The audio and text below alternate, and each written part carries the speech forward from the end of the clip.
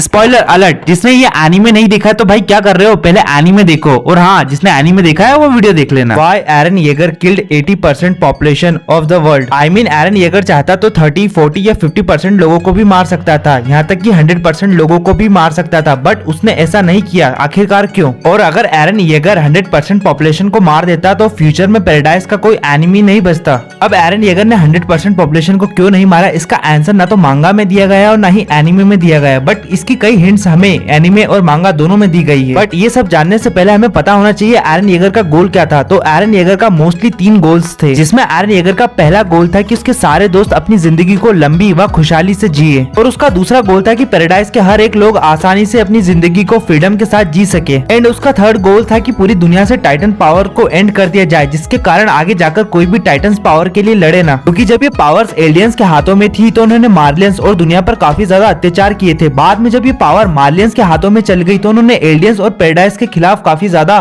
तबाही मचाई थी। और इस पूरी टाइटन साइकिल को खत्म करने के लिए ही एरन येगर दुनिया से टाइटन्स पावर को खत्म कर देना चाहता था। कमिंग इन द टॉपिक, क्योंकि एरन येगर जानता था 80% पॉपुलेशन को मारने पर दुनिया लगभग तबाह हो जाएगी और इस तबाही के मंजर से उभरने के लिए दुनिया को काफी ज्यादा समय लगेगा। एग्जाम्पल के लिए वर्ल्ड वॉर 2 में जब जापान पर न्यूक्लियर बम से हमला किया गया था तो जापान को उससे उभरने में कई साल लग गए, और यहाँ तो 80% पॉपुलेशन के नरसंहार की बात हो रही है जो कि एरन येगर ने किया था। Can you imagine like that, भाई ने 80% पॉपुलेशन को मार दिया। लिटरली भाई कौन से नशे करता होगा। और इस तबाही से उभरने के लिए दुनिया को कई सालों का समय लग जाएगा। और यहाँ पर आती है असली बात, लोगों के बीच में रंबलिंग का इतना खौफ होगा कि वो आने वाले कई सालों तक पैराडाइज पे हमला ही नहीं करेंगे, जिससे एरन येगर का पहला गोल कंप्लीट हो जाता है कि उसके सारे दोस्त एक अच्छा और एक लंबा जीवन जी पाएंगे। भाई लिटरली मुझे फ्लच के लिए यहाँ पर बहुत बुरा लग रहा है। Control control. बट यहाँ पर कहीं ना कहीं 20% बची हुई पॉपुलेशन के बीच में रंबलिंग का डर बैठ जाता है, जिसके कारण वो आने वाले कई समय तक अपनी प्रिपरेशन को करते हैं। प्रिपरेशन फॉर वॉर, वो भी पैराडाइज के खिलाफ। क्योंकि इंसानों की एक फितरत होती है, अगर वो किसी चीज को कंट्रोल नहीं कर सकते या उस चीज से वो डरते हैं तो उसके खिलाफ वो प्रिपरेशन जरूर करते हैं, ताकि वो आने वाले समय पर उस पर कंट्रोल या उसे हरा सके। और एरन येगर ने फाउंडिंग टाइटन की शक्तियों से शायद ये सब देखा भी होगा। अब आपके माइंड में क्वेश्चन जरूर आ रहा होगा, क्यों एरन येगर ने 80% पॉपुलेशन को ही मारा, 100% पॉपुलेशन को क्यों नहीं मारा। बट ये स्टोरी अटैक ऑन टाइटन की है तो इतनी सीधी भी नहीं होगी।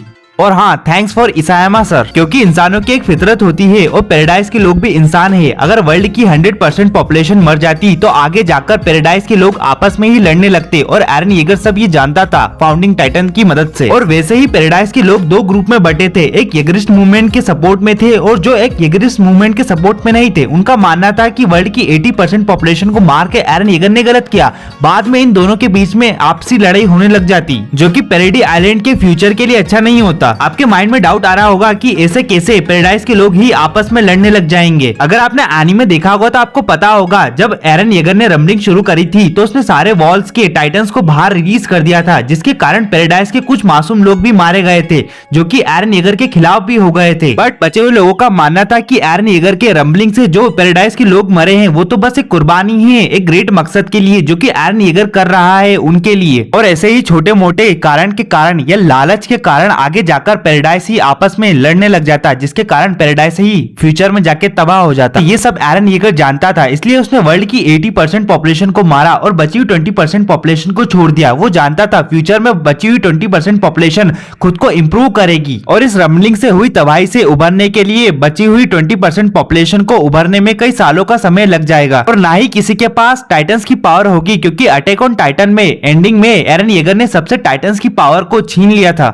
और कई सालों बाद, ये शायद कई हजारों सालों बाद ये दोनों देश आपस में लड़ते हैं, वो भी साइंस की मदद से। आप इस एंडिंग में देख सकते हो, जो कि अटैक ऑन टाइटन की ऑफिशियल एंडिंग है, जो कि पोस्ट क्रेडिट सीन है अटैक ऑन टाइटन का। और यहाँ पर एक पोस्ट क्रेडिट सीन और दिखाया जाता है, जहाँ पर एक बच्चा उसी पेड़ के नीचे जाता है जहाँ से ymir को अपनी टाइटन्स की पावर मिली है। शायद ये हो सकता है कि एरन येगर अभी भी जिंदा हो, जो कि आगे जाकर इस युद्ध को रोकेगा, या शायद कुछ और भी हो सकता है। अब वीडियो देख ही लिए तो क्या कर रहे हो, फटाफट सब्सक्राइब कर दो, और हाँ वीडियो को लाइक जरूर करना।